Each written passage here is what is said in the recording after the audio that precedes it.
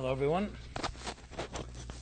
Simon Jacobson here. I welcome you to another episode of Wednesday Night Live. A new way to conquer fear is the topic. As I often emphasize that, especially in our day and age, which was different than when I was a younger man, we're undergoing now maybe the early stages of a major information revolution. And you can only imagine how it is right now, what it will be like in 10 years, 20, 30 years from now, where things just accelerate. So when you have so much information coming your way, the dilemma becomes the other way around. How do you filter it all to find what's relevant? I remember reading an article from William Safire, who is a great writer of the New York Times. And it was just at the beginning of the internet, maybe in the late 90s. And he was writing as a journalist. He says one of the key things to any good journalist, to good writers in the media, in the newspaper world, in the journalistic world, was being able to find the scoop, as it was called, the angle, the piece of information that no one else knew. So you had your connections that you cultivated over the years, your inside information, whether it was in Washington or wherever it may be in the world. And you were able to provide a piece of information that no one else had.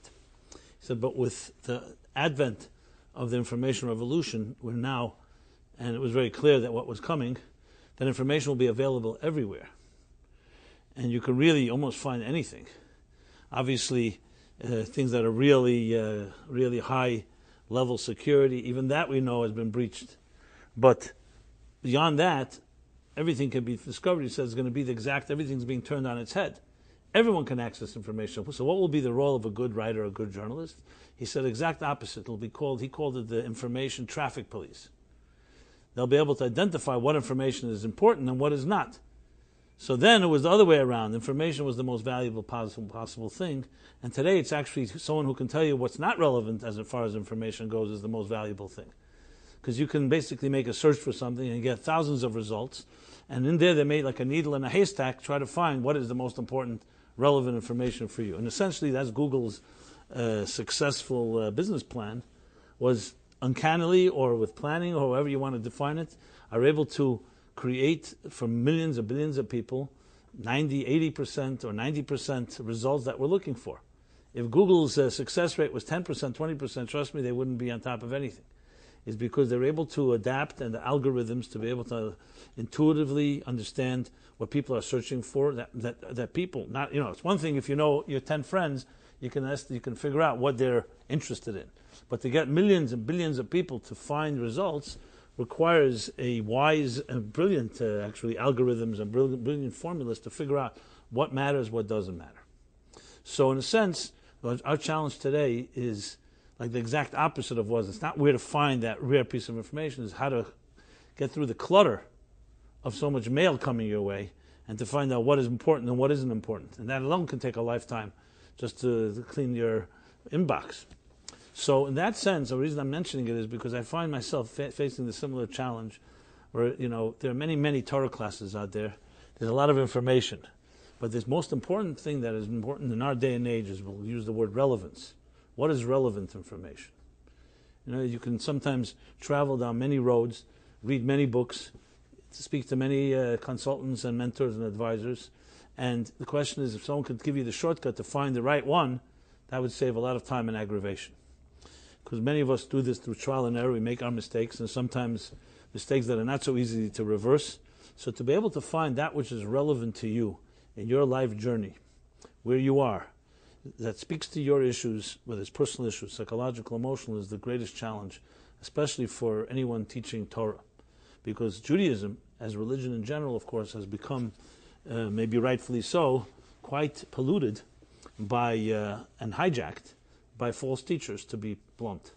People have misrepresented, who've used their authority in wrongful ways, abusive ways, and did a great injustice to much of the teachings, which explains why so many people are turned off or not interested in them. So to make it relevant, find the relevance, which is actually words that Moses himself said, Karev elecha hadavar ma'ed.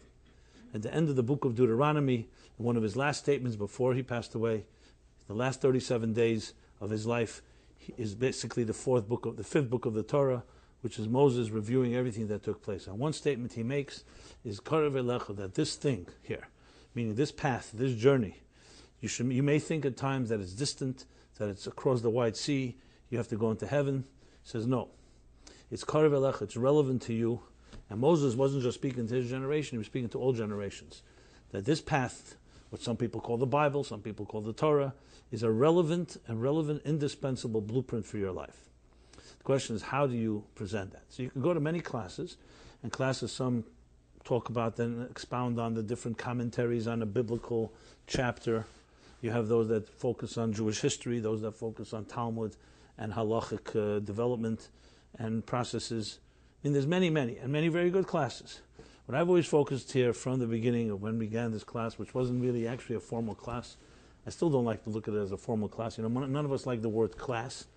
I mean, to me, class conjures up all the memories, the nightmares of class in school. When the bell rings and you can't wait till the bell rings again when it's over, which is many people, maybe because we don't like the word class, comes from classification, something like being in the box, you're sitting in class. I mean, there are people I'm sure love. I didn't hate school, but I was, you don't necessarily identify with the word classroom always the best memories, let's put it that way. And that is, I speak purely subjectively. So I would never like the word class. I'd rather call this a journey. I think that would have been more exciting if they told us we're on a journey. Every day you come to school and they tell you we're going to travel today on a journey. Isn't that more intriguing? Yeah, we're on a journey. What journey? The journey of your soul, the journey of your life. And each of us have our journey. So from the outset, 1982 was the winter of 82, which would make this 34 years ago. Approximately this time, January, February, is when a fellow named Sam Goldstein and his friend Michael Liebert came to see me in Brooklyn, in Crown Heights. I was working in my office. It was a cold night. I remember they pulled up because they were wearing these heavy parkas, like a night like this. And it was, he came looking for some inspiration. A mutual friend had introduced me to them. So here you're having a conversation. I'm sitting with them. Obviously, I'm not going to sit down and start reading with them biblical texts and Hebrew verses that they don't understand. So it became a conversation. That may be also a good way to put it. Not just a journey, also a conversation. Let's have a conversation. These things tend to become interactive. It's not one person, it's not a monologue, it's a dialogue. I think that's a good way to look at education, good education. It's a dialogue. Obviously, a teacher, someone knows more information, shares, but it should be a dialogue, it should be a conversation, it should even be an argument. I mean, a healthy intellectual type of argument, open inquiry, and so on. So we sat and we talked, and they came from a very different world than mine. I came from a very traditional.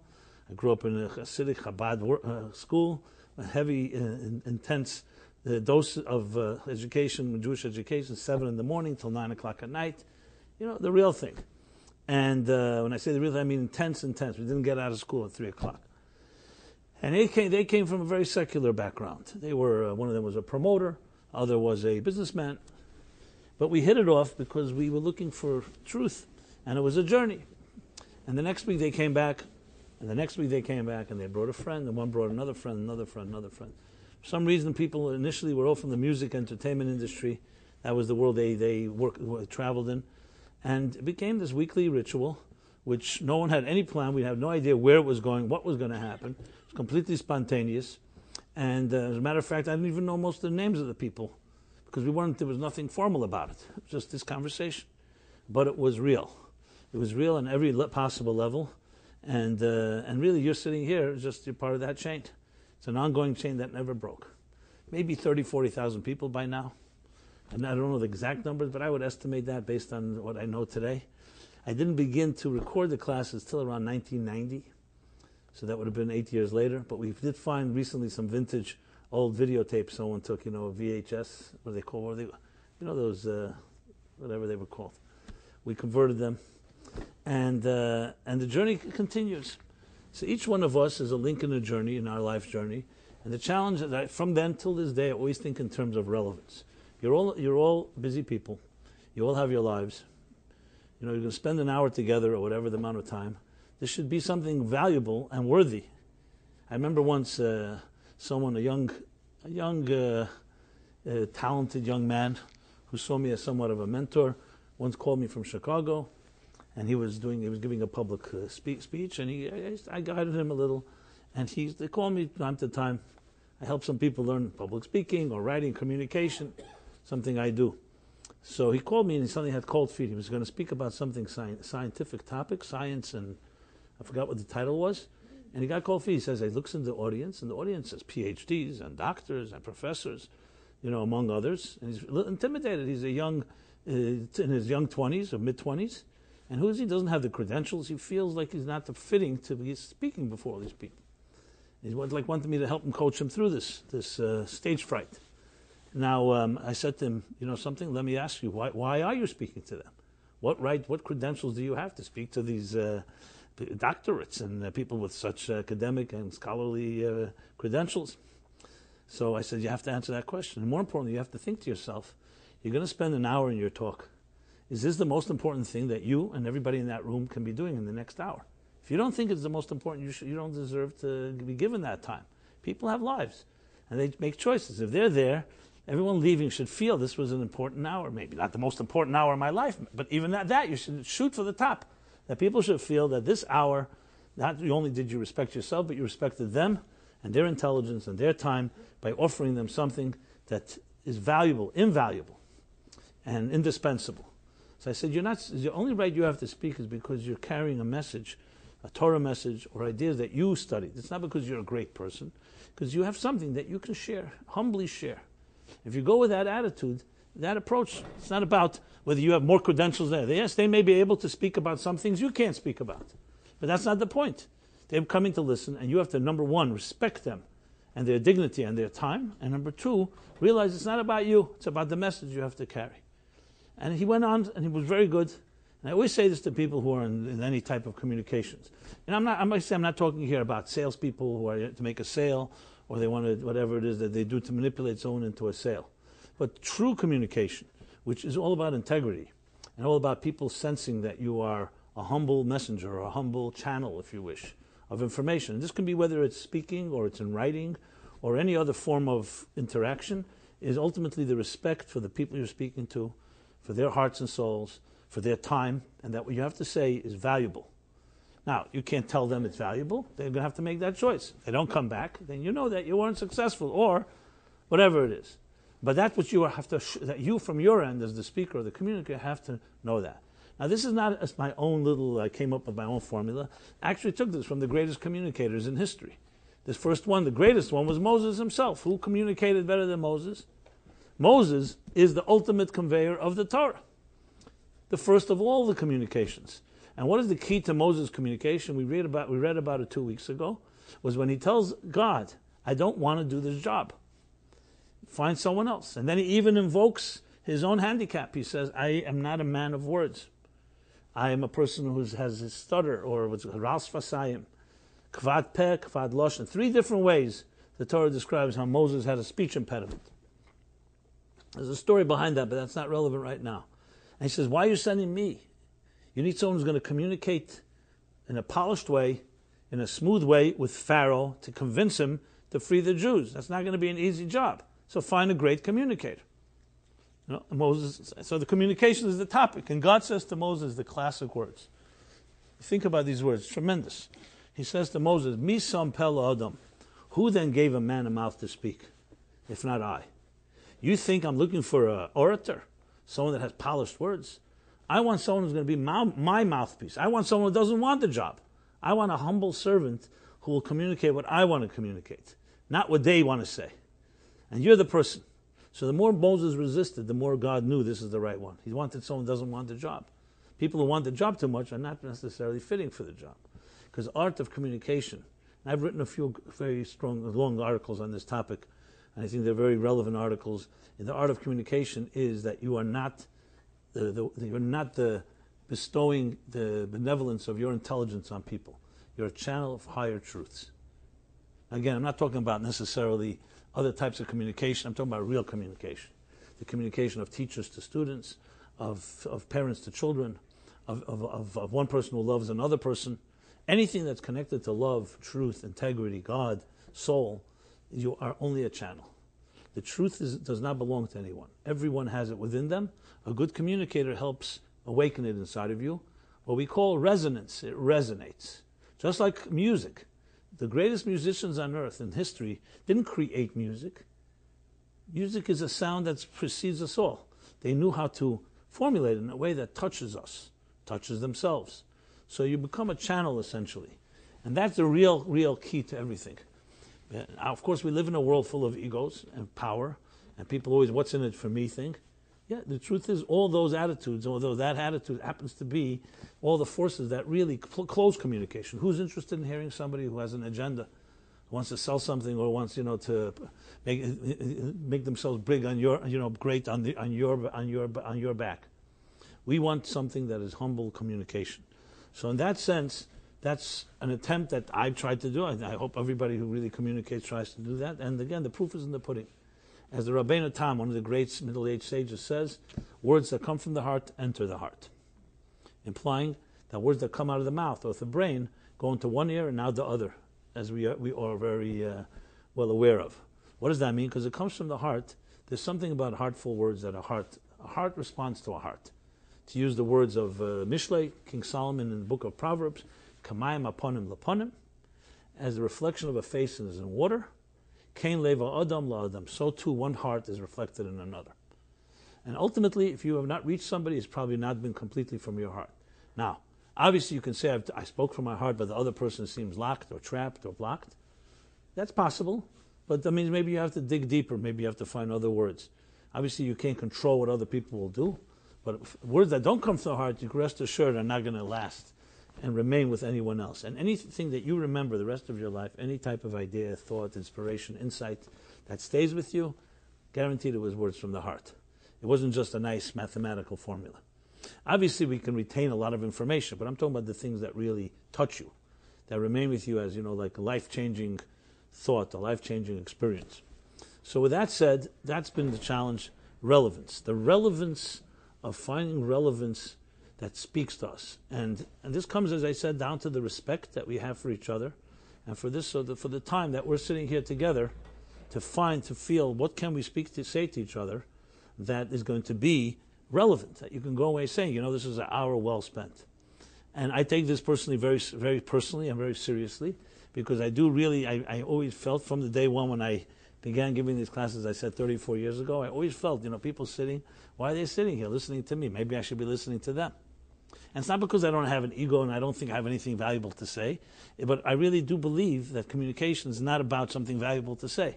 It's really ultimately the respect of people's journey and the dignity of their lives, and recognizing that when they're spending time with something, it should be important. And they could say, this was an important interaction. So imagine every time you interact with people, you have that attitude. How richer would your life be? We live in a world, as I said, dog eats dog. People use each other mutually. You give me this, I'll give you that. That's why it's a rare commodity to have what we call open heart and honest, resonating communication.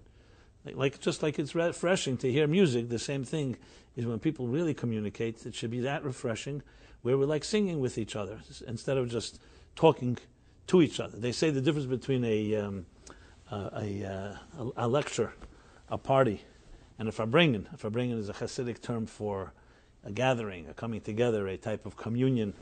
Kehila, kahakel. This is a year of Hakel. Every seventh year was a gathering. It comes from the original terms in the Bible, where every seventh year the people would come together after the holiday, during Sukkot rather, and the king would read for them, inspire them. But the word kahal in Hebrew is a word used a lot. Vayakel, Moses gathered them together.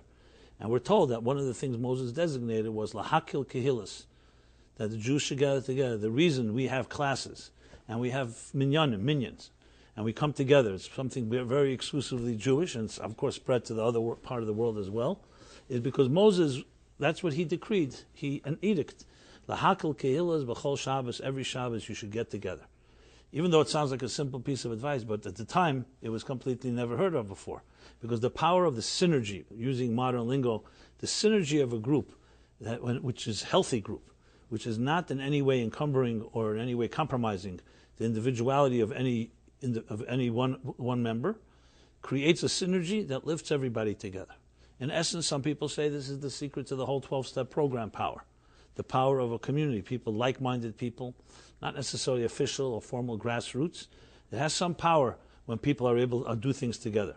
To use an expression from the Talmud speaks about, in this tractate, Seit, talks about the Meraglim, the scouts, when they came back from Israel with the report that this is a land that's too powerful for us, a land that consumes its inhabitants, Eretz Echeles Yeshveh, and so on. So, so one of the things they brought back were these big fruits, these giant fruits, to demonstrate, in a way, frighten the people. Look what kind of monstrosity we're entering. So the Talmud calculates how they carried these fruits, which is also interesting. Who really cares how they carried it? But we're told that they carried it, and it says, the weight of the fruit and how the people carried it. There's an interesting statement there. That's really a secret, actually, that is right now, today, in the last 50, 100 years, became a major force in science called synergy. And what is that? That the idea that when two people who each can lift 100 pounds, let's say, on their own, together they can lift more than 200 pounds, which doesn't seem logical. If you can lift 100, I can lift 100, where is the extra pound? How can we lift, let's say, 100 and 220 pounds, whatever the calculation? And this grows exponentially. 3 people is more than 3 times. And it grows and grows when you get to, let's say, 10 people. It's more than, not just more than 10 times, but it's more than even the amounts that come before. So there's something that happens when 2 lift something. There's some invisible power, what we call synergy. In Kabbalistic or Hasidic terminology, it's called Er Ha'ela al Kulona, literally meaning the energy that rises above all the others. And a simple example would be words. We're talking about communication, words. Let's take a Hebrew word, let's say Baruch. Baruch means to bless. So Baruch is made up of 4 Hebrew letters, Beis, Reish, Vav, Chaf. Individually, they don't mean anything. They're just letters that can be composed into and made and comprised. Every word can be comprised of them. They come together. It's more than 4. It's not just 4 letters that happen to meet. They give you a whole concept called blessing. Blessing is much more than the sum of the parts of 4 letters, individual letters. So here's a perfect example how words, and of course sentences, and chapters, and paragraphs, and chapters, and so on, are more than the sum of the parts. So when Moses designated and said that you should gather together, he was saying that there's a power of the group. Not just that many more, an army of 100 is going to be more powerful than an army of 1, but there's something that happens that strengthens every one of them in a synergetic way when there's a group together. So when you think of it in those terms, it becomes a power that is more than just the sum of the parts. So that's the same power when we sit here together. Each of us adds something to the energy, even if one person is speaking, but if we all tap into it, at the end of the day, it's more than just individuals. We can actually create a synergy when we take away our own individual agendas and egos, and the so-called common good, and find common threads that connect us, topics that are relevant, as I said. And when there's relevance, at the end of the day, we all struggle with similar issues. We all have to deal with pain, and we have to deal with pleasure, and we have to deal with temptations and distractions. We live in a world that has many challenges. And at the end of the day, when 2 people cry, let's say for a sad event, are their tears really different? They're just 2 different people. We all bleed the same way. So when it comes to the real things in life, and I mean both positive and negative, we are actually far more similar than the things that divide us. What divides us are maybe our beliefs, our cultures, external things. But the real fundamentals, how we experience life and the challenges we have in life, everyone is, in that sense, has a lot of similarity. Now, this doesn't take away from our individuality. It just means that there is plenty to address. But we live in a world, as I said, where people mostly focus on what you can do for me and what I can do for you. It's a negotiation instead of a synergy. So all this is an introduction to get to the relevance of this week's discussion. And as I often do, I choose a topic or a theme, though it may not be obvious that it's coming from the Torah portion, but it is for those of you that know the Torah portion, can see the connection. So when the topic it sounds like a new way to conquer fear, anyone can relate to that. Why? Because there's nothing prohibitive about that. If I had said, for example, the name of the title of this class is Insights into PARSHA Boy, there are many, many people, I would say the majority of the world, 99.9%, would say, what's PARSHA, what's Boy, and why should I care? There's a few people that may care. When you say a new way to conquer fear, Oh, fear? Everyone deals with fear. Conquering fear, that's a tremendous thing. You can teach me how to conquer fear, a new way to conquer fear. So the answer so basically, this has been the challenge, as I said, I've always assumed, which is, how do you explain ideas that for many are foreign, either due to language or due to tradition or due to belief systems or due to the stereotypes and the negative experiences they've had when they got bar mitzvah or bat mitzvah lessons? How do you take a chapter like this, which talks about events that happened thousands of years ago, in the bondage within Egypt? How do you discuss it in a way that's as relevant today as ever, and relevant to each one of us, no matter who you are? To do that, you have to strip the ideas from their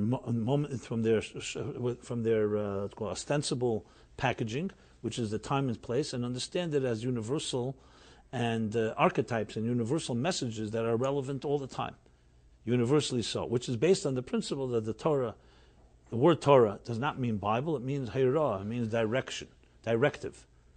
Say Torah's Chaim, a direction, a blueprint for life, direction for life. It's very different than when you say a Bible, or you say a book, a history book, or a biblical book.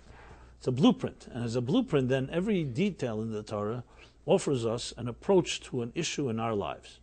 And that is timeless. That transcends the time that the Jews were in Egypt over 3,300 years ago. Whatever their challenges are our challenges. And this is not some type of new age hamtzah, new age concept or innovation that I just made up. It's actually a Talmud that says, Chayiv Adam, a person is responsible, Chol Dor V'Dor Chayiv Adam Liras Asatzmei. Every generation, in some places in Tanya, in other places says every day or every time, a person is responsible to a vision as if they just left Egypt. The question is why? Many of us have never been to Egypt. Many of us are not interested in going to Egypt. And even if yes, why would we have to envision ourselves? It's one thing, okay, our ancestors were there. Fine. They suffered. They left. As a matter of fact, there are actually laws that you're not allowed to return to Egypt. It says you'll never return to this God-forsaken place. Maimonides talks about it. There's some people believe there's a prohibition to go back to Egypt. Okay, but that has, obviously Jews have lived in Egypt afterwards, so that's a discussion.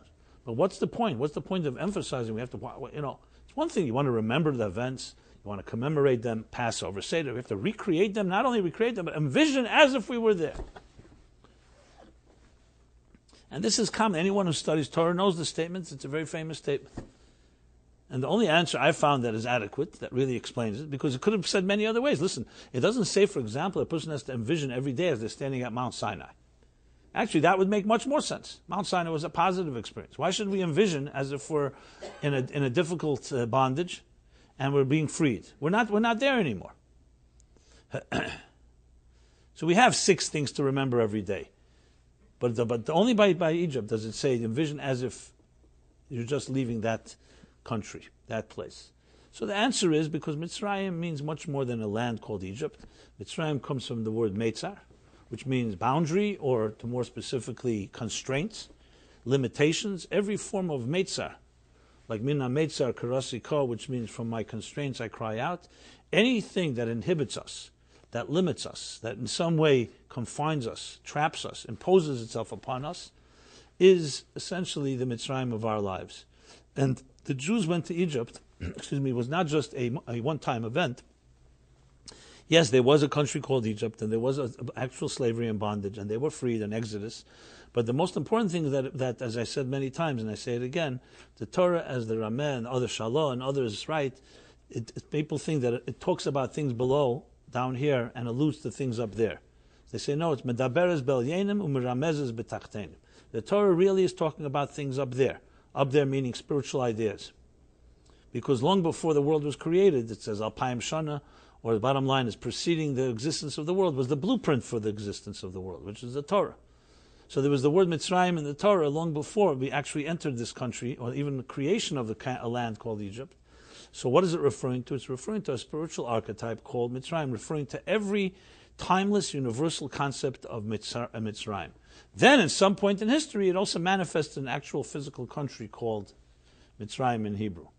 And thus, when the Jews were there, it was symbolic, besides the actual events, symbolic of the fact that they weren't just in a country and leaving it, because why did God send them there anyway in the first place? We know God tells Abraham, and tells them there's a decree that they will be there for 400 years in a land that's not their own, and then they will be freed. Fine. The question is why? Why do they have to go there? God could not have found another way to circumvent that journey. Don't allow a famine to take place. Therefore, Jacob and his 70 souls would not have to go down to Egypt. Let them be at peace in Israel. And why do you need this whole thing in the first place? So we're told, because Egypt was a form of kur habazel, it was like a smelting furnace that hardens the metal, that going through these challenges in life, and it represents all the challenges in life. It says all the goliaths, all the exiles, all the displacements in history are all called Al Shem Mitzrayim. They're all named on Mitzrayim because they all represent, Mitzrayim represents, they challenge each of us will go through in life. Even at birth, we travel through the womb. A new child is born, has to travel through the Meitzar of the canal to come out from the womb into this world. And the same thing through life, you'll find constraint after constraint. Anything we consider to be limiting, difficult, challenging, is the Mitzrayim of our lives. And that's really its real power, because it represents essentially the challenge that we all have to deal with. Different shapes and forms. So you can just replace the word Mitzrayim, fill in the blanks with any challenge you have, and you have a whole new take on the entire story of Egypt and why it's so important in Jewish life, that we have to remember it every day. We mentioned how many times, who knows?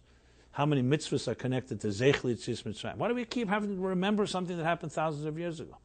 We have a whole holiday designated for that, Passover. And yet again and again. There's no way to explain it unless you see it as some universal theme that is an undercurrent of everything that is Jewish. We could say everything that is human, for that matter. The idea of that we, even though you live in a constrained situation, the hope and the promise to know that we can leave this constraint and it will make us a greater people. Like we read 2 chapters back, Kashayana Esam, as they were oppressed, that's how they flourished and thrived. To teach us that challenges make you a greater person. And it explains also the whole purpose of existence, because life is difficult, and yet we can become a greater people through this world with all its challenges. So pleasure, there exists greater spiritual pleasure in the higher worlds. But Yofasha Achaz B'tshuva Maisim Tevim, it's more powerful. The power of 1 hour of the hard work we do in this world than all the entire world to come. That's what the Mishnah says. Why? Not because it's more pleasant, but because it's more meaningful. And it reaches heights that you can never reach in higher worlds. Like we see on a very practical level. You want to get the best out of somebody? Put them in a constricted situation. Challenge them. When we're not challenged, if there's no resistance. For example, let's say water is rushing, you build a dam, and then you start seeing the power of water. You'll never know the power of water unless there's something that blocks it. And that same is true with anything in life. Now we pray and ask God's blessing that the constraints should be of minimal nature. But there's no such thing as growth. There's no such thing as success without some form of constraint. It just doesn't happen. When you press an olive, that's how you receive its oil. And the same thing with a person. Pressure, deadlines, competition, a challenge. So obviously this can spill over to Mitzrayim, that's of a negative sort, which is real bondage and the slavery we suffered there. But that doesn't necessarily have to repeat itself. The Maral of Prague writes, in his classic book, Vurus Hashem, he writes, chapter 61, if you want to look it up, that once the Jews left Egypt, they assumed forever a new personality, the personality of the free person. Until then, they could have been enslaved, but then they assumed something they can never be enslaved. That even if they would be subjugated to other nations, but they fundamentally received the personality, the psychological attitude of a free person. Now, the fact that some people behave like slaves, that's their choice. That's why later we read in the Torah, it says, be a servant, not to servants, but to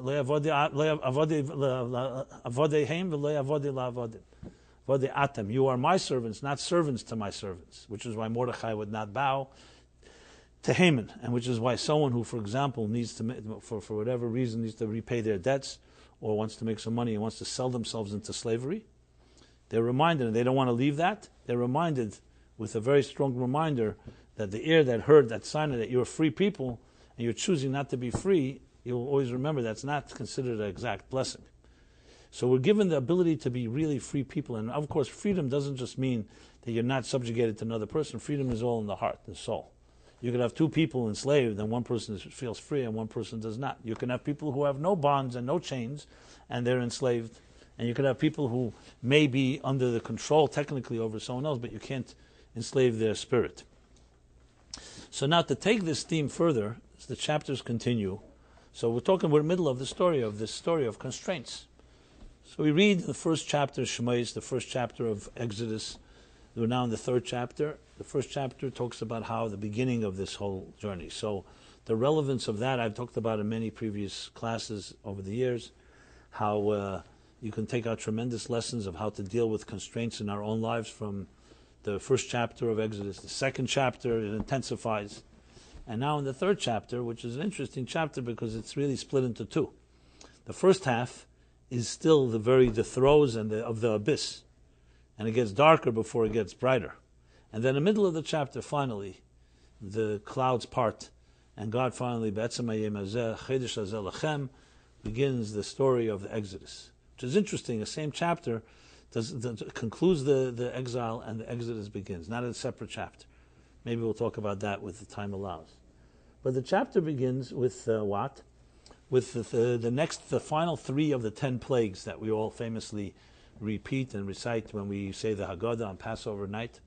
The 10 plagues. Again, this is a subject I've discussed many times, the psychological meaning of these 10 plagues, because when you look at it, again, ostensibly, it doesn't seem like relevant to us, but actually, if you study them, you'll see the 10 psychological consequences of unhealthy behavior, starting from the blood, through the frogs, and through the rest of the plagues. So the seven plagues were dealt with in the previous chapters. This chapter begins that God says to Moses, Boy al Pare, come to Pharaoh. Why? Because I've hardened his heart and the heart of his servants. And we see also God hardening his heart, and it continues on with the final 3 plagues, which are the plague of locusts, Arba, and then the plague of darkness, and the plague, of course, of the firstborn. And the final plague of the firstborn is what really breaks their back. Finally, when they see that seriousness, the death of the firstborn, is when the Egyptians, starting with Pharaoh, come running to Moses and say, go, leave this place. We've had enough. And that begins the beginning, so to speak, of the redemption. But as I said, I'm going to speak about a new way to conquer fear, based on some of the principles in this chapter, which, interestingly, some people ask the question, how are these 3 plagues different than the previous 7 ones? So they're split up by a new chapter. So you'll see there's one common denominator in all 3 of them, that they're all focused on what's called darkness. You don't see the focus of darkness until this chapter. Each of the plagues had their purpose, and again, here's not the place to go through them, starting from the blood of the river Nile turning into blood, which was the god of course, the god of the Egyptians was the river Nile, and then the frogs, and so on. And the last 3, they're all focused. Like, for example, but it says by the locust, it says that the locust covered the entire earth and you couldn't see the land. Focus is like it became all dark with a plague of locusts. Then, of course, the 9th plague is darkness itself. The whole place became dark. By Yom HaShchesher, it was so dark you could touch it. And then when it comes to Makas B'cheres, number 1, it was at midnight. So clearly in the throes of the night, dark. And of course, there's no darker thing than death. So, of course, you could assume that as the plagues went on, each one accelerated. But nevertheless, this common denominator is critical, because when you say the word dark, in the broad term of it, as I mentioned earlier, that everything is about relevance to our personal psychological lives. What are you reminded of when you hear the word dark? Nobody likes the word dark, because dark reminds you of frightening, foreboding, night, dark when you can't see, when enemies and people who can hurt you come and attack. By night they say the mazikim, the dangerous ones, come out. And that's what night is. just night darkness. So darkness in that sense, and this is also the methodology used. How do you uncover the relevance of the timeless blueprint of these ideas when you like so-called transcend the time and space when they took place, is by understanding the themes. The word dark makes it very relevant. So then we can apply that to our own darkness. Now, what is the darkest of all darkness? People ask, what is the worst possible thing? Well, some say it's death. Some say painful death, disease. I don't want to start listing every negative thing. But all of those are associated with darkness. But there's some darkness that are far more closer to heart, that we don't even recognize. And one of them is fear itself, fear. So if you ask yourself the question, what role does fear play in your life? How much does it impact in your life, your decisions, or lack of decisions? It's not such a simple question to answer. Why? Because fear is an invisible force. It's not like you can measure and say, gauge, how powerful is fear? There are things you can measure.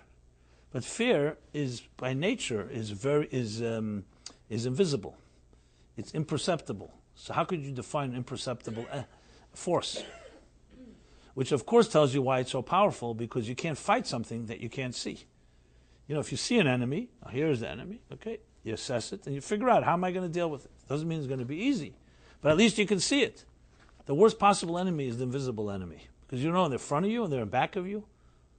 And of course, in the psychological sense of the word, psychological fear, which is really what fear is all, it's all psychological, is the hardest part because you can't see it. And therefore, it creates all kinds of, it can be much bigger than you think. It can be much smaller, but you exaggerate it because it's affecting you. And that's why it's such a debilitating force. Now let me clarify what I mean by fear. I'm not talking about the fear when you're walking down the street, God forbid, and you think there's a mugger or some criminal following you. That's fright. I'm not talking about that. I'm talking about the fear that's not so tangible. The fear of making decisions, the fear of being criticized, the fear of being judged. Fears that we develop mostly, frankly, through our families or parents or communities that won't accept us. So there's a fear of making a real move, because what will others think? It's not an accident that the beginning of Shulchan Aruch, the code of Jewish law, begins with Al Yevish Mipnei Amaligim. Do not be ashamed of those that laugh. So some people laugh when they read that. They say, what's the big thing? Who's afraid of people that laugh? Well, you start thinking about it, maybe the expression sounds simple, but who is not afraid of being not fitting in? It's one of the first things. Children do not want to be laughed at. They don't want to come to school or be with their friends and feel like they're different. Stand out. Even for stupid little things. Definitely on a more serious level. So we are all very concerned with what others think. Even the great students of Rabbi Yochanan ben Zakkai, and he was a great, great sage, and his students were great sages. What does he tell them on his deathbed? He says, Halavai, may it be that you should fear God as much as you fear others, people. We all care about what others think. And no matter how someone thinks that they're a nonconformist or they're like out of the box, independent thinker, everybody cares what others think. Question is how much. The fact that some people don't seem to care doesn't necessarily coming from strength. It could be also coming from pain. When you see someone who's like a so-called free spirit and they're running everywhere, it doesn't mean necessarily they're running towards something. It could be they're running from something. People who run from burning buildings are also running. It's very different. A free spirit who's running towards something is different than someone running away from something. What do they say? Some dance to remember and some dance to forget. So dancing doesn't mean you're a free spirit. It just means that you're dancing. You may be dancing because you're afraid of your life. So fright and fear can bring so-called an impression that somebody is like, it's like you have nothing to lose. When you have nothing, you have nothing to lose. And there's that song where they call that freedom, right? Freedom is when you have nothing to lose. So when you think of it in that context, fear is a force that probably an honest response would be, I have no clue how much fear impacts my life. For all I know, it may impact everything. Because fears are, as I said, invisible. And many of them are not only invisible, right now, they're forces inside of us that we may not even be able to identify because they're so deeply embedded. And we also, interestingly, cover our own tracks. For example, I'll just use a case study example, something I deal with very often. I'm sure you've seen this in some way or another in your own life or with other people that you know well. You have people who very difficult for them to be commit. They call it commitment issues, right? Commitment issues. Women dating talk about it a lot, about the men having commitment issues. The women have commitment issues too. Now, of course, commitment issues really come to fore when you're dealing with something serious. The one question, whether you're going to go to this grocery store or that grocery store, is not a big issue. It's one that has more impact. It can be a long-term decision and so on and so forth. There are people who have difficulty making decisions, and you could say, okay, fine, maybe it's not something serious or chronic. You just have difficulty. Listen, everyone has times where you have doubt. You don't know sure to go this way, that way. But there are more chronic situations, and very often you could identify it to someone that is second-guessing themselves. Why? Because when they were young, in their childhood, they were always second-guessed. You can almost rest assured, I'm not saying this is in every case, but this is, as they say, the usual suspects. One of the usual suspects you always have to look at when someone has difficulty consistently with making decisions is one of the things you must look at, almost the first thing, was that person criticized in their childhood? Most likely, if they were, meaning that every time they wanted to do things, they were enthusiastic. A little boy or a little girl comes home from school, even about small matters, they're enthusiastic, and parents constantly throw cold water or laugh or cynical and dismiss the child's enthusiasm. You can rest assured, I'm not talking about a one-time event. If it's consistent, slowly the child develops of insecurity, of not believing in themselves. That's even on a subtle level, let alone real harsh critique from parents to children, abuse, and worse. Because what happens is it ultimately renders the child into starting to say, here are the people that love me.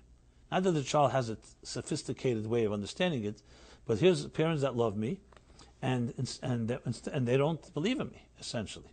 So at some point you stop believing in yourself because you believe the people you love, you believe the parents that you have, which are like the gods in your life.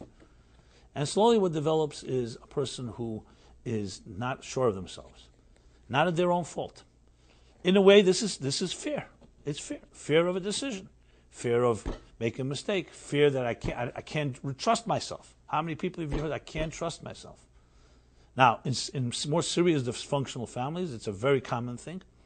I want to qualify again, this is not exclusive. It's not necessarily the reason. But this is definitely one of the biggest factors in a person's life. What was the attitude of our parents to us? Take the healthy approach. Parents who believe in their children and cultivate and nourish and nurture a sense of confidence, secure, even if the child makes a mistake, but you believe in them, you can imagine what the results are. That person will be definitely ready to take on more risks in life. Now, again, I want to make it very clear. This is not like a doomsday script that it has to be, A leads to B. And there are always ways to heal from it. There's ways to transcend. There's ways to grow. But I'm just using a case study just to give an example that we can all relate to. Now, there are many other factors in life. People, for example, who've had an accident. Like someone, I remember I was in the summer bungalow colony, and there was a guy in my bungalow colony, a boy my age, and he was a good swimmer, but then he had an accident. And not, thank God, it wasn't fatal. But he almost drowned, and he could not go back into the water because the fear of what happened just simply paralyzed him. I remember, as a good friend, I also didn't go into the water. I didn't want to make him feel bad. Now, I didn't develop, thank God, fear of water. I just I remember hanging out with him a lot. But I remember very clearly. These are just two of thousands of examples. We don't have the time to go through every possible. But these are examples. You all have it. I have it. We all have elements where there's fear. Some things we're very aware of. Some we're not aware of. Obviously, the more insidious ones are the ones we're not aware of, because, as we're going to discuss in a moment, that there's two types of darkness and two types of fear. So one of the main manifestations of darkness is fear. The fear of the dark, or the fear of what could happen when it's dark. When it's light, you see. You're able to see. When you're able to see, you feel a little more confident. So psychologically, the same is true. Someone who's clear-headed and clear-hearted, if you could say that, their emotions are clear, they're secure and confident. A person like that has a bright life. They will have less fear. Someone who has a darker personality, a darker psyche, as they say, a dark psyche, is going to be more fearful. It's one of the first symptoms and consequences of a dark personality is fear. Fear can turn into paranoia. Fear can turn into different insecurities. The list goes on. Again, I'm not going to suggest this an exhaustive study on fear in every possible way. I just want to broaden it as much as I can. Okay. So then it's not a surprise then, an interesting Zohar that opens this week's chapter. The Zohar asks a question, an obvious question when you read this chapter. It says, God says to Moses, Boy el Pare, come to Pharaoh. Anyone knowing, and especially if you read earlier verses in the Torah, it should have said, Lech el Pare, Lech lecha, go. All the commands Moses makes the people to go somewhere is to go. What's this come? Where's come? How's come fit into here? What do you mean come to Pharaoh? Come implies a very different thing than go to Pharaoh. Lech el Pare, go speak to him. Go do this, go do that. So the Zohar, which is the classic text of Jewish mysticism, I don't know if Jewish mysticism is a correct expression, mysticism, authored by Rabbi Shimon Bar Yochai, who didn't write it, Rabbi Abba, his student, wrote it. So it says there, this question, what's boy? And the Zohar continues, exactly this theme, fear. Moses was afraid to go into Pharaoh because he saw, in the words of Yecheskel the prophet, Tanin Hagadol, he saw this great serpent. Pharaoh represented a very powerful force. Pharaoh was not a simple person. He wasn't just some type of hoodlum from the streets. He was Tanin Hagadol. He was considered to be, in the language of Kabbalah and Hasidic thought, Reish HaKlippus. He's like the head of all evil, the root of evil. Why? Why a serpent? It's Tanin Hagadol because he says, like in the Ya'ar, in the river, the serpent in the river serpent. It was because in Egypt rain did not fall, so they felt that the Nile, since that's what irrigated their fields, they worshipped the Nile as God. Now, the Nile was their Avodah Zarah, their idol. That's what Pharaoh said. I have my river Nile, I don't know your God, I created myself. Basically the self-made man. The epitome of selfness, of ego. Self-centered ego. The root of all problems. Moses was very aware who Pharaoh was. So it says he was terrified to enter into this place. So of course the obvious question is, what do you mean? You already spoke to Pharaoh at least 7 times, if not more. The previous plagues and all the different conversations. But this was the first time he's going into, as the Zohar says, Idrin Basar, Idrin, into the inner chambers. Till then, he was talking to Pharaoh in the outer part of the palace. Now he was going into Pharaoh's heart. Basically the heart of darkness. The belly of the beast. And that's why he was terrified. So that's why God said to him, preempting this, he said, boy, come with me. You're not going alone. Lech, till now you could go. Because he was dealing with so-called the outer surface levels of darkness and fear. Now you're going into the belly and the heart of it all. And you're afraid? No, boy, you're coming with me. I'm coming with you. We go together. That's the Zohar's answer. Boy means coming because now God is going with you. And Moses, when he heard that, he was empowered and he went. And that's what it continues. Why? Because now we were dealing with, as I discussed this a number of years ago, the plagues essentially were, to put it in context, it's also one of those completely misunderstood ideas, plagues. In general, it's connected to the whole misunderstanding of reward and punishment altogether. The obvious question any child asks is, second, if God wants to take the Jews out of Egypt, take them out of Egypt. What do you need 10 plagues for altogether? Or if you want to just do it, do the 10th plague and let's get it over with. What do we need these 9 plagues? I know it's not one of the 4 questions we ask at the night of the Seder, but it's a good question to ask. Okay? What's a game? And then God hardens his heart, and first Pharaoh says, okay, let them go, and no, and then another plague. So it begs an understanding, what is going on here? What is happening? So there are different commentaries. There are a multitude of commentaries. Some say because God wanted to punish them for what they did, and just like a slow bleeding death. Others say because God wanted to demonstrate the divine power in the place like Egypt. They're all fine answers. I want to just share, however, the most psychological one of them all. And that is that in Judaism, reward and punishment is actually not a correct translation. Schar and einish is the word. So reward and punishment is shalah. One of the great sages of the 16th century, 17th century. He has a classic book, the Shalah HaKadosh is called, Shalah, the Sefer Shalah. So he talks at length, he gathers the different opinions on reward and punishment in Judaism. What does it mean? Because, of course, the obvious question is this. What is God? God is the creator of the universe. Creates us human beings, tells us to behave a certain way. You don't behave, he punishes you. What's the trick here exactly? It's one thing, humans and humans. God created us and created us with faults. We make a mistake, I'm punished. What does God have, like pleasure in punitive punishment of his subjects? This is an obvious question that many, many people ask, and some people are very disturbed because it gives the impression of this angry, punitive God. Now, I remember once asking this question at a class, and I remember a guy yelled out of the back, "It's exactly true, God. That's exactly God. He does have pleasure." And that's why I left Judaism. Okay, well, because that's the seemingly, when you read it, on basically on a nursery school type of level, that's what it looks like. You read the Torah constantly. You do this, you'll be punished this way. You do that, you'll be rewarded. It sounds like a kindergarten with, if I may use irreverent terms, with all respect, like, some type of angry principal who's saying, you do this, you're rewarded. You don't do this. But you're God. You created it all in the first place. What exactly do you prove that you're more superior to the creatures that you created? What exactly is achieved?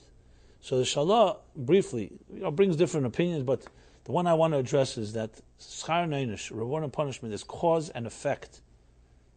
I remember when I read that the first time or heard about it, it completely changed my whole attitude. Because I also used to ask myself the same question.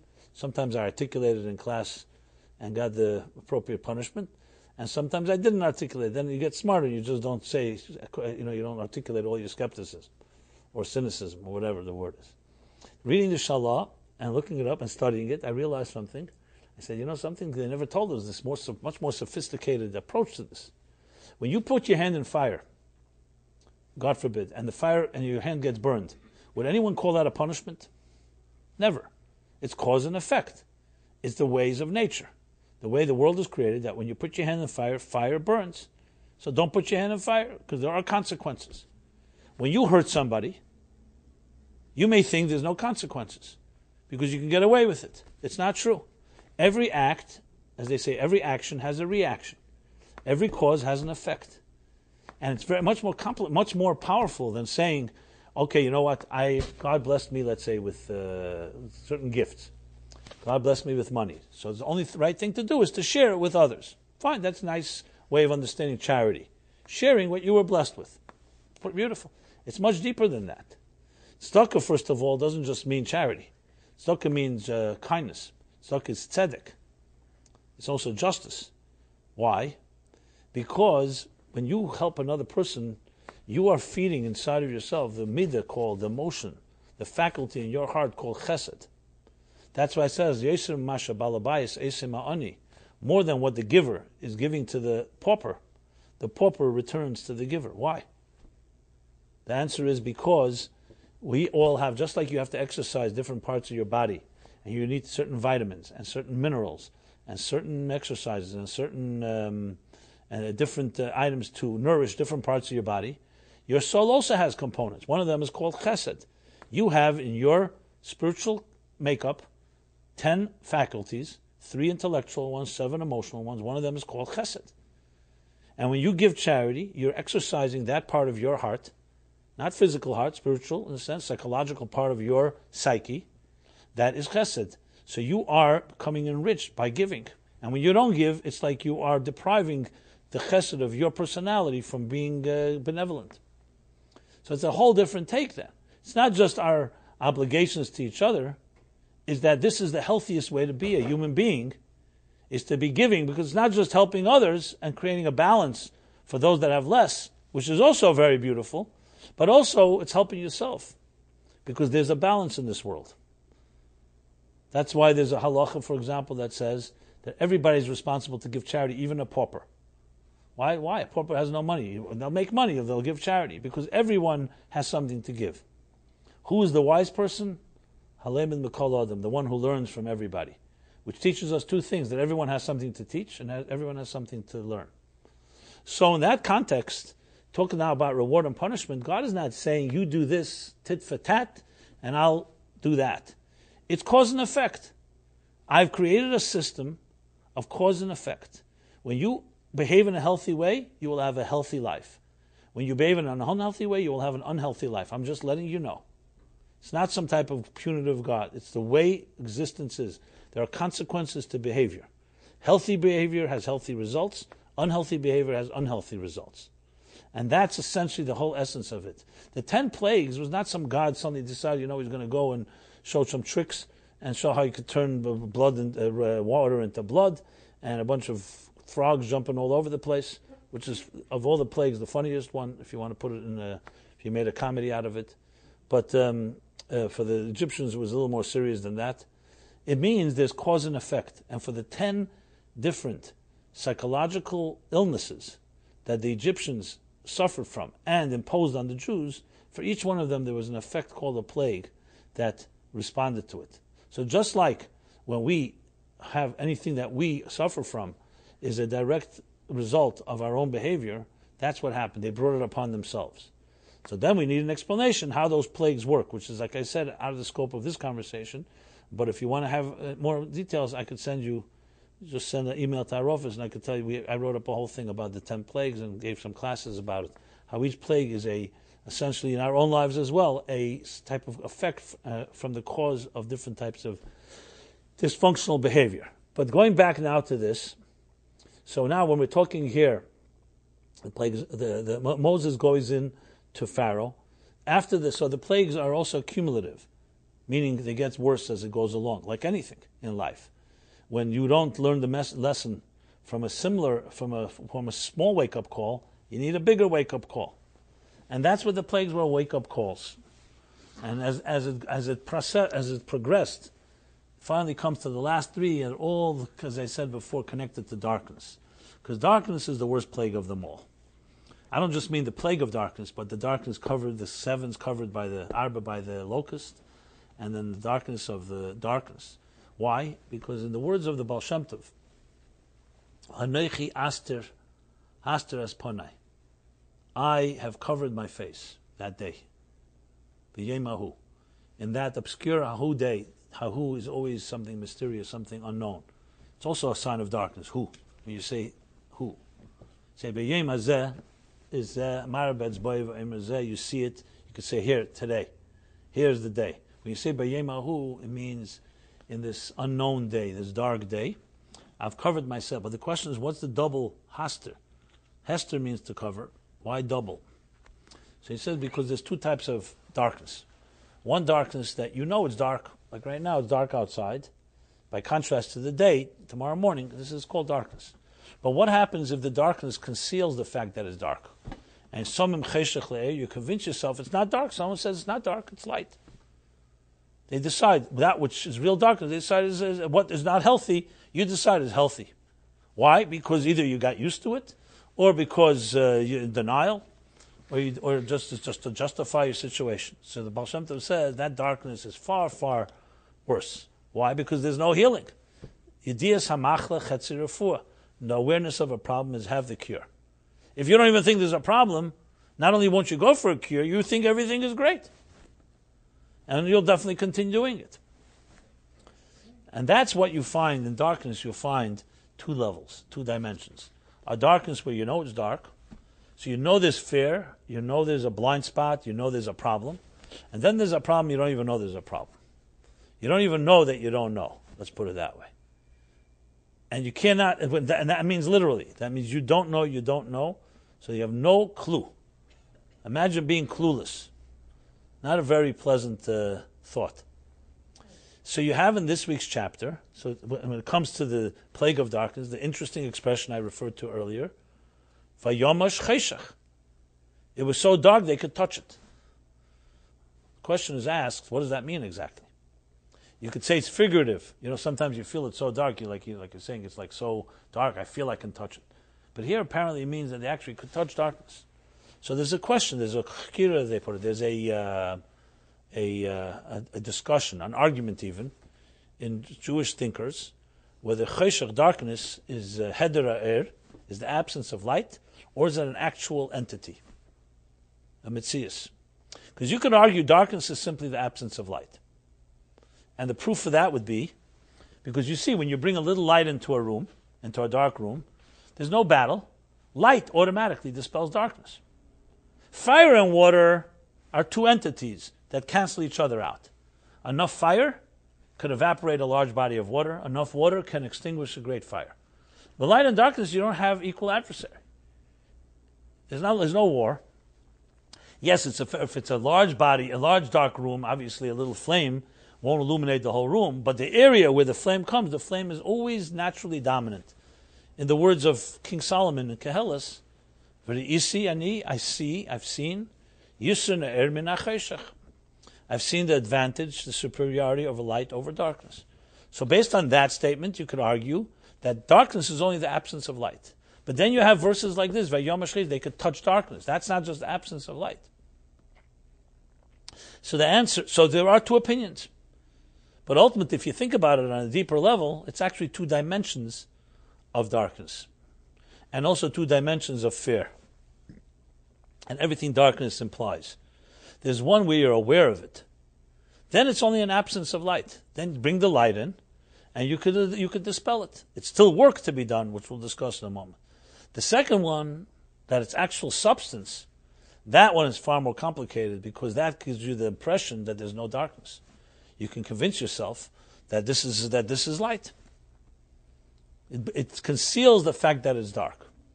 So psychologically speaking, we're talking about Moses coming in, and we'll soon, and boy, God says to him, "Come with me. You come with me, and we'll be able to deal with every type of darkness." But how does it translate into our own personal fears and so on? So really, the first thing is, as we all know, in the process is tafasta meruba le tafasta. You can't bite off more than you can chew. You have to divide and conquer. Divide and conquer means when you have something very tangled up, like wires or thread or yarn or whatever it is, you ever see, you start untangling it and then you get frustrated and you start tearing at it and it gets more tangled and forget about it. Right? It's a complicated process, untangling things. I'm talking about even physically. What's the solution? As we all know, it's patience. You start untangling the areas that are easier to untangle. Slowly, you loosen it, and loosen, and loosen. I guess with hair is also the situation. I don't really have that problem, but some people have that problem. So there are benefits in baldness. So things like that. It's patience. You untangle one. Then what happens is then you end up isolating the area that's most tangled up, and then it gets. But at least you've divided and conquered. You've isolated it. Much worse than if you just pull in every direction and it always gets more tangled. Now, psychologically, it's exactly the same thing. One of the most important lessons in all psychological issues is that we're impatient and we want a quick fix. And in any quick fix, you're always going to entangle it more. It's almost a given rule. Again, I'm talking about serious issues. I'm not talking about minor stuff that you just put a Band-Aid on and it's over with. I'm talking about something that's a little more complicated. So dividing and conquer is a tremendous lesson. Ma'at agasheno. Slowly, you chase out darkness. So when a person is dealing, let's say, with fear, let's talk about fear. I mentioned that as one of the manifestations of a dark state, a dark mood, a negative attitude, despondent, depression, you name it. All you could fill in anything you wish. And again, I'm not talking here clinical, where someone may need medication or other medical intervention. I'm talking about things that we can control, or with therapy or psychology, that does not require something that additional assistance. So the first step is dividing and conquering. Many people, when they say my life isn't working, you right away they give you a list of all the things, and it's all one big pile.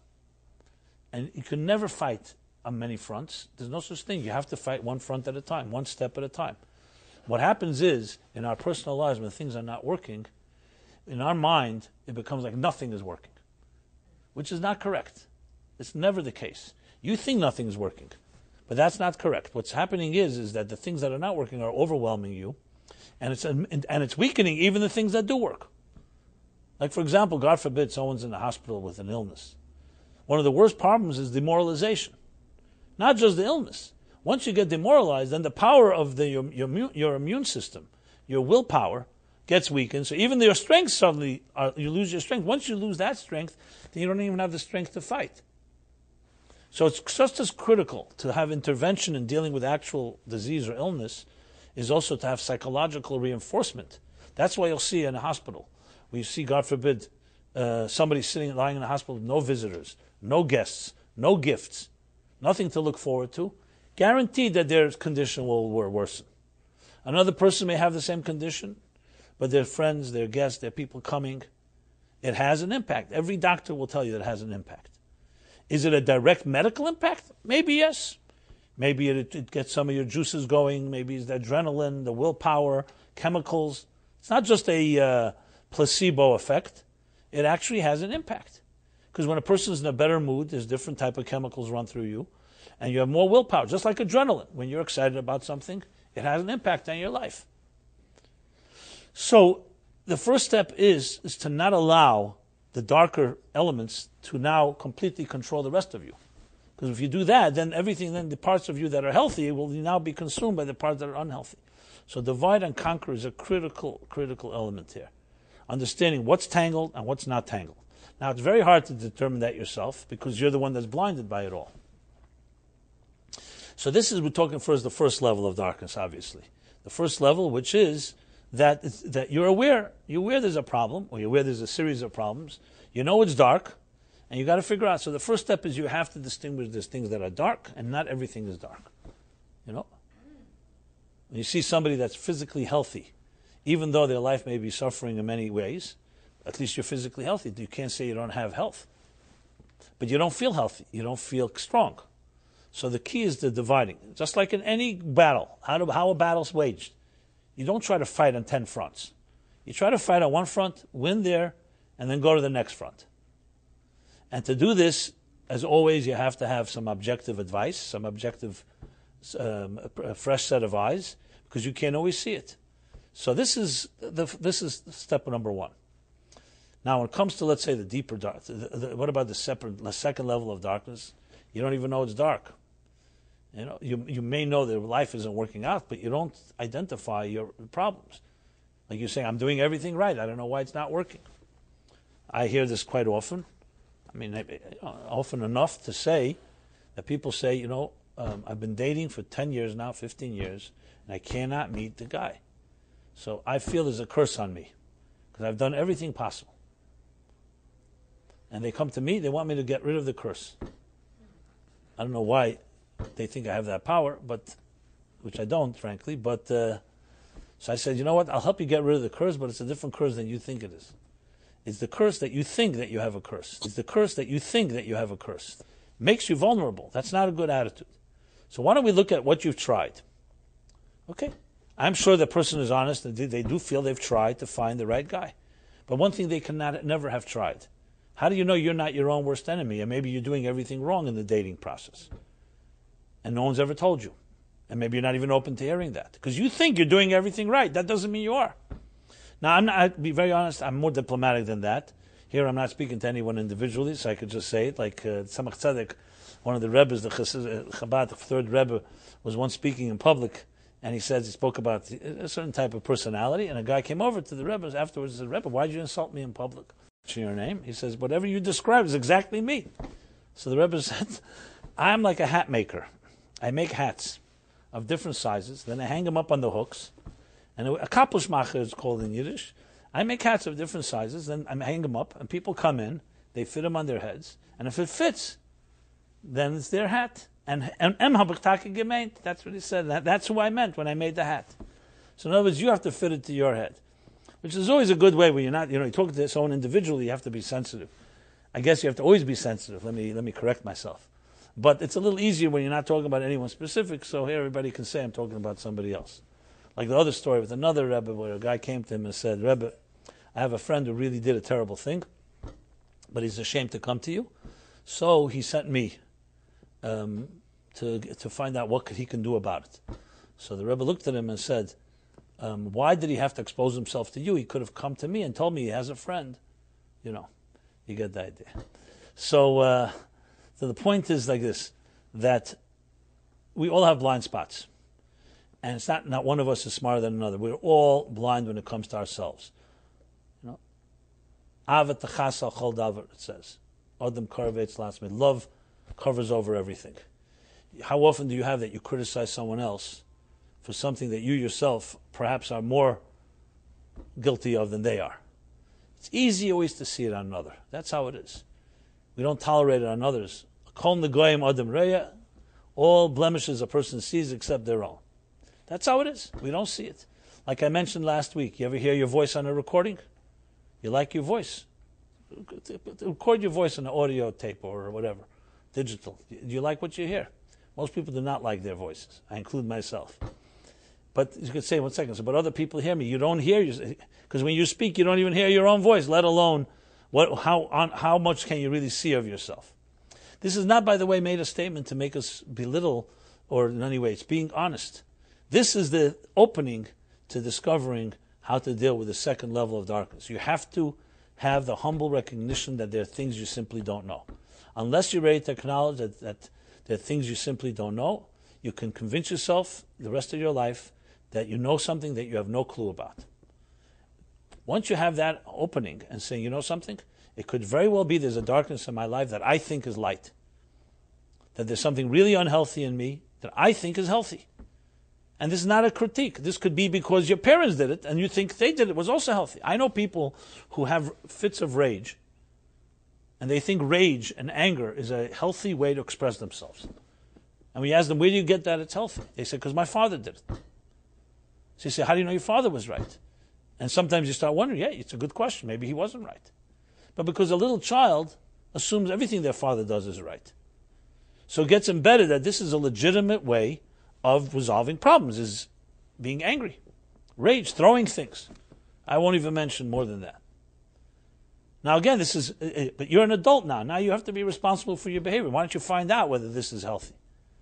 And there are many people, always strong examples always make the point stronger. I don't like to bring very painful examples, but they're the ones that, unfortunately, the ones that demonstrate this well. I remember, and I've seen it a number of times, people, especially growing up in an abusive environment.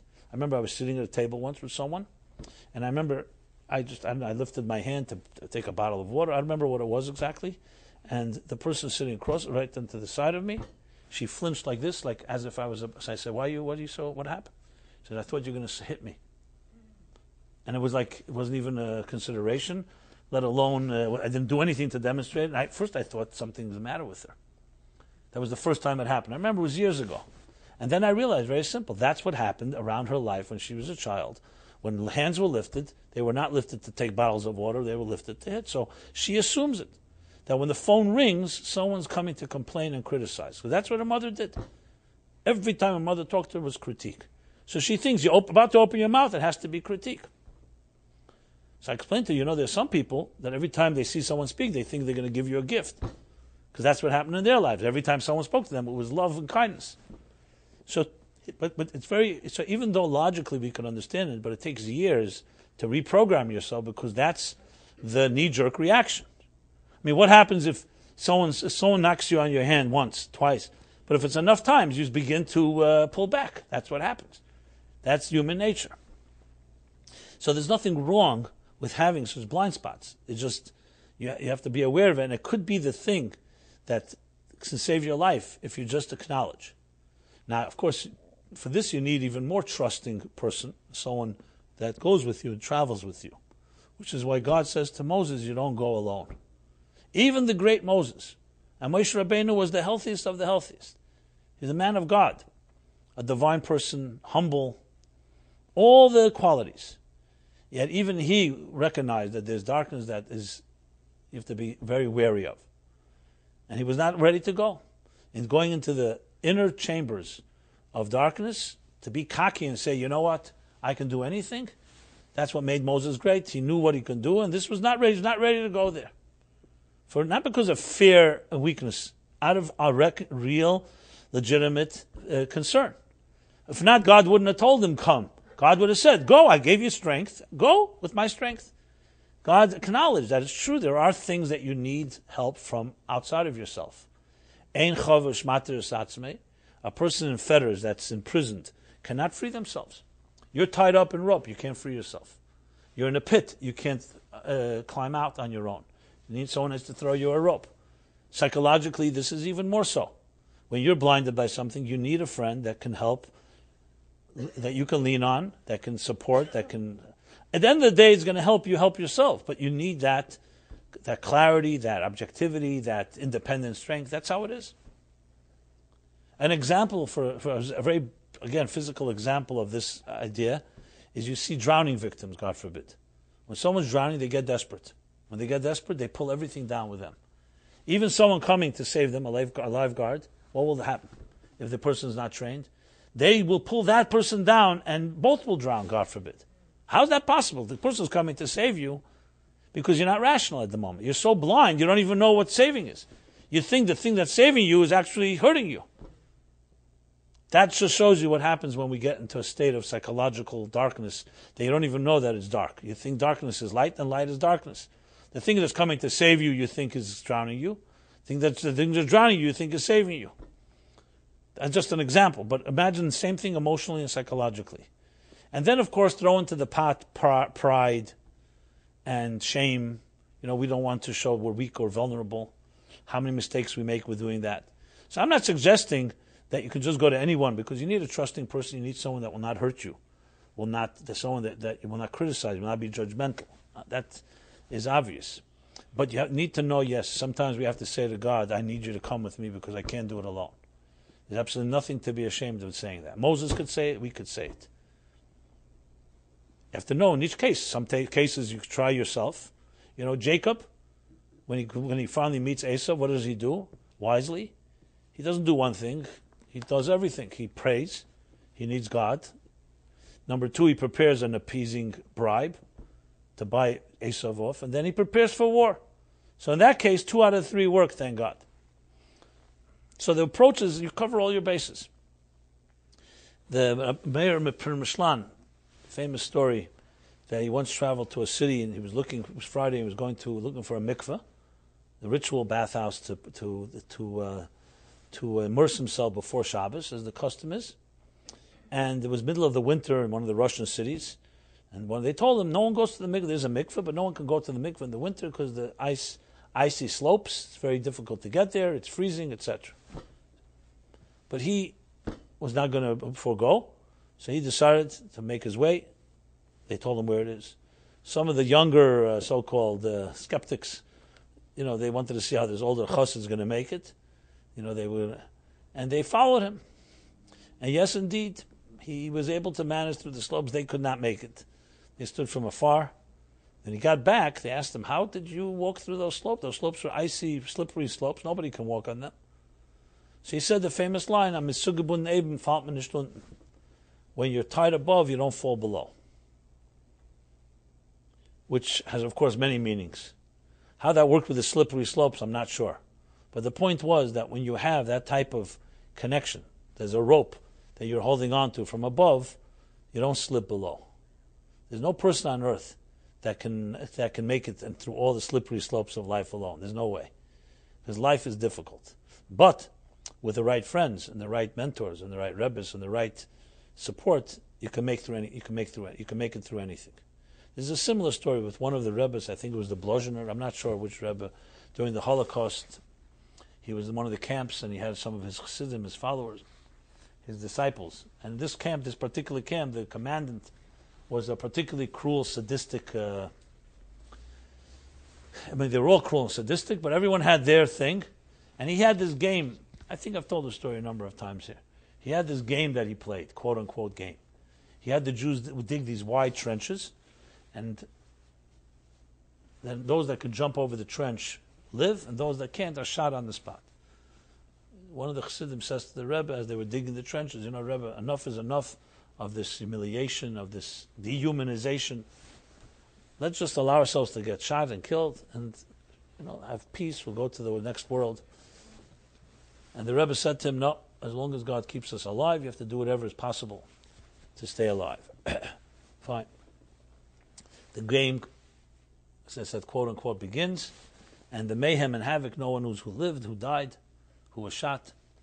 And both of them didn't expect the other one had lived, but a few months later, or whenever it was, a while later, the camps were liberated, and both had survived, the Rebbe and his chassid. They met somewhere, and they were both shocked. And he says to the Rebbe, the chassid, "You're not a young man, Rebbe. How did you jump over that trench?"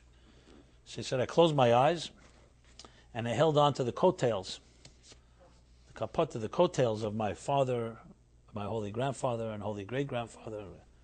And that gave me the strength to jump. And how about you? How did you jump?" He says, "I held on to your coattails." So there's the concept of, they say, Sir Isaac Newton, but he's not the first that coined it. I found it in books, in Jewish books before him, which is a midget that stands on the shoulder of giants. Nonas al gaba anok. Which is a powerful concept. It means you can be a midget, you could be small, but when you stand on the shoulders of another, especially of a giant, you see farther than the giant because you have the giant's height and yours. That a little additional. That's how we have to see ourselves generationally. We are not in a vacuum. We all come with generations and generations of ancestors, parents, grandparents, grandfathers, grandmothers, each paying their price.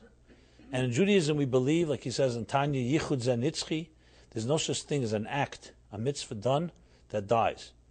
Everything releases eternal energy, even though we may not see it. Or else, of course, it would just undermine, it would be an insult to thousands of years of history. People who paid prices and say, you know what, it just died, went to the grave with them. No. Everything remains on, and it's passed on genetically in every possible way to the generations to come. So we are midgets that stand on the shoulders of giants, like a marathon. Each generation carries the baton for its leg. And when you know that you're coming with that strength, boy, you're coming, you're not going. It's a whole different story. That gives you a lot of power. It gives you power because you know you're not alone. You're not alone. Loneliness, of course, is yet another manifestation of darkness. Loneliness, fear, darkness, they're all in the same family. You'll see they all come together. People who are afraid are lonely. And people who are lonely are afraid because, you're alone. You don't feel anybody can be with me, nobody understands me, nobody can get it. All the different manifestations of this. So there you have one tremendous lesson here in just a few verses. Talk about darkness, about fear, and the antidote. And both types of fear and darkness, which is the one that we can recognize, and the one that is so dark you can't recognize it. You convince yourself it's light. Like I once heard my Rebbe say, everybody makes their mistakes, but don't make a philosophy out of your mistakes. Once you make a philosophy out of it, now it's like now it's a whole thing. It's a school of thought. Now we have to contend with the school of thought. And the next generation, it's a legitimate option. Yeah, that's the worst possible thing. And people do that because they, in a sense, cover their tracks, or they're more comfortable that way. That way it's not really a mistake. It's a shit. It's an approach. And then what was yesterday a complete mistake, and you wandered off, has now become a philosophy. That's a darkness that you can't even tell is dark anymore, because now it's a legitimate option. And how many things in our society today are that? They've become legitimate. And now you have to start arguing with someone who decided that darkness is light. Now, I'm not suggesting that you could just state that statement about everything. Obviously, everything has to be looked at objectively. But we should all be aware it's not so uncommon, and it's not difficult to fall into that trap. And like anything in life, nobody ends up lost in the woods overnight. What happens is you make one misstep, another misstep, another misstep. You keep going, and suddenly you can't find your way back. Nipping things in the bud is the biggest and best solution to everything. A mistake is made. You know it's a mistake. As soon as you cover it up with another mistake, you're building now a vayomash cheshech, a darkness that will soon be seen as light, because now you've created a whole family, it's a whole theory. Okay, so, so fill in the blanks. Everybody's got their Mitzrayim in their lives, as I said, our constraints, limitations, inhibitions, fears, whatever word you want to use.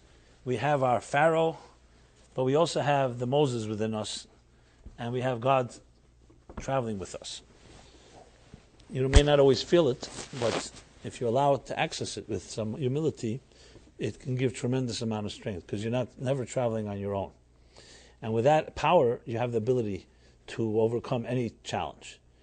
And thank God, we don't just have God, but we also have God's messengers, which are people like friends and mentors. A mentor, a colleague, a friend, people that love us, that we love them, people that are more objective than we are. These are all essentially voices. They're ambassadors that help us find some clarity in dark times.